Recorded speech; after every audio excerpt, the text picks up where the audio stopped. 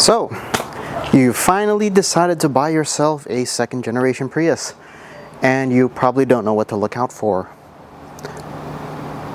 I kind of think that you should be watching this video before you buy the Prius, my bad. So, what do I want to say about this Prius?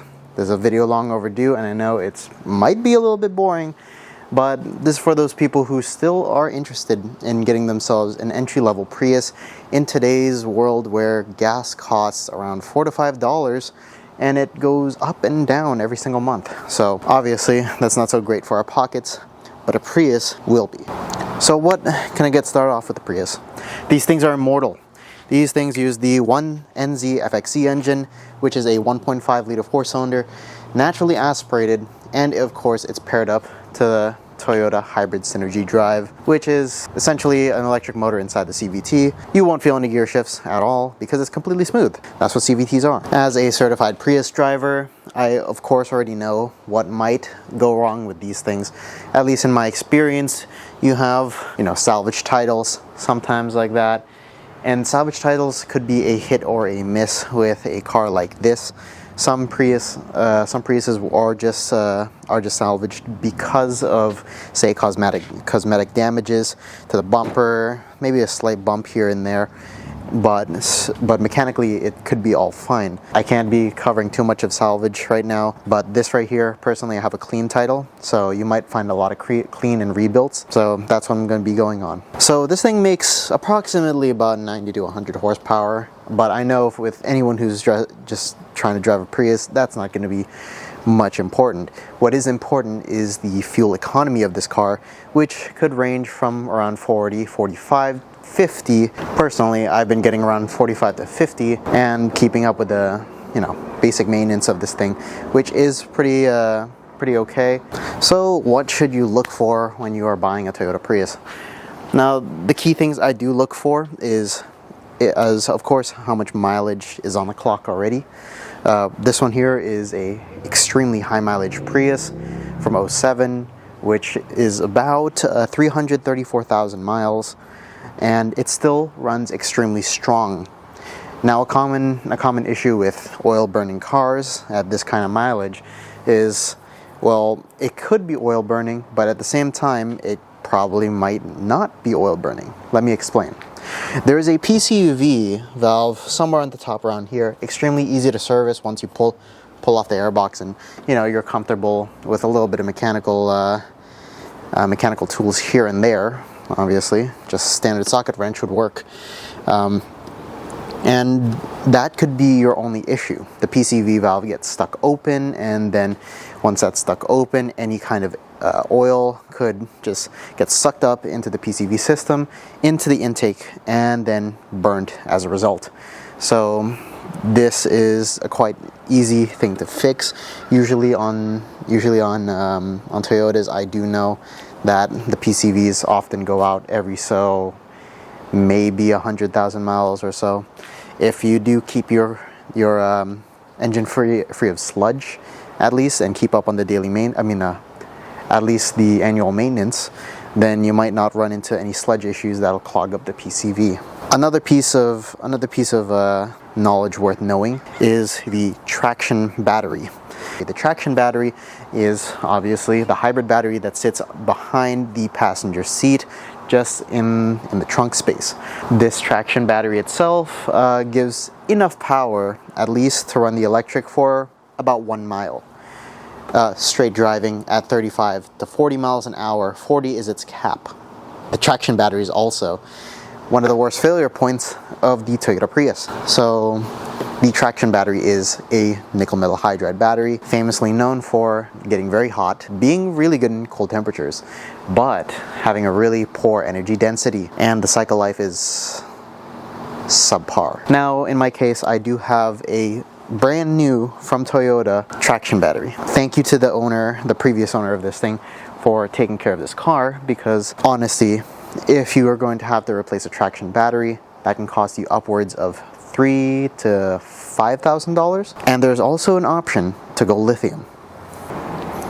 Now, welcome to the inside of the 2007 Toyota Prius Touring. I forgot to mention this is a Touring. There are base versions without the leather seats and the JBL sound system, but I do like the touring. So inside this Prius, obviously we have, well, another pretty big issue that you should look out for and ask any seller if this has gone out, which is the gauge cluster. The gauge cluster is notorious for having a flickering on and off cycle, and that is due to a surface mount capacitor inside the actual gauge unit itself going out. The entire process of repair led me to tearing up the entirety of the dash and replacing multiple of these vent units right here, because as you can see right there, those vents are carbon fiber wrapped because they are cracked to high hell. Especially the one over here with the steering column, and over there, and over there. This entire dash has to be removed to get to that one SMD capacitor. So another thing that you should look out for with this Prius is the MFD unit. So the touch actually is just a layer of glass capacitive, and that can also go out and cost on the repair, which this one is also extremely difficult because the digitizer layer is held in with glue, and prying it obviously did not work well for me, but I did get it replaced. HVAC in this car is extremely good usually, so make sure the AC blows cold and the heater blows hot, and you should not have an issue. And of course, if you do have an issue with that, right down there is the AC line. But another thing that you should look out for is the spare tools and also the spare tire on the bottom. And one last thing about the engine. One of the failure points that also is kind of annoying is the electric water pump, as I've heard in many Prius forums about those going out. Fortunately, mine has never gone out, although you will have an issue with the cooling control valve, which is located around here on the hybrid Synergy drive inverter, down here in the corner, bottom right hand corner. It's not easily accessible, and you will have to take off the bumper to actually service it. And of course, as far as brakes go, brakes on this thing will last extremely long. This Prius has a serpentine belt. Before I forget, because I nearly forgot. The serpentine belt is located just right here on the left side of the engine when you look at it from this side, and it is mechanically driven, obviously, from the crankshaft, and also runs the engine's own separate cooler. So it has its own water pump, and that serpentine belt will need replacing eventually. So always keep an eye out and have your service interval ready for that one. This one has surprisingly not been changed ever since 2007, which makes me kind of afraid. So I will be changing this out because I think later it'll just snap and your engine will overheat and explode. So I will not be risking that. Don't forget about this one, spark plugs. Spark plugs on this one, it's really easy to do. You just have to unbolt like two things here, take this out, unbolt another two things on the relay, this relay box up here, and then you basically have full access to the coil packs and all that. But if you're having like terrible mileage, and definitely ask the owner if they have replaced the spark plugs. Ask them about oil change, ask them about the spark plug, and ask them about the hybrid battery. And if you're not so sure, and if you want to make a good make a really educated decision, you can use Dr. Prius. Now, Dr. Prius is an app that will actually let you take a look at your hybrid battery.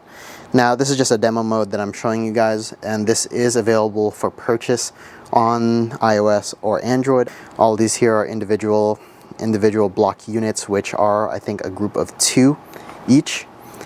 And this here helps you monitor and also test the battery, whether it's lithium or it's a nickel metal hydride.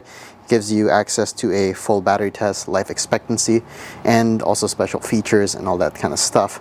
with also resources to nearby repair shops if need be. And you will need something like a OBD adapter.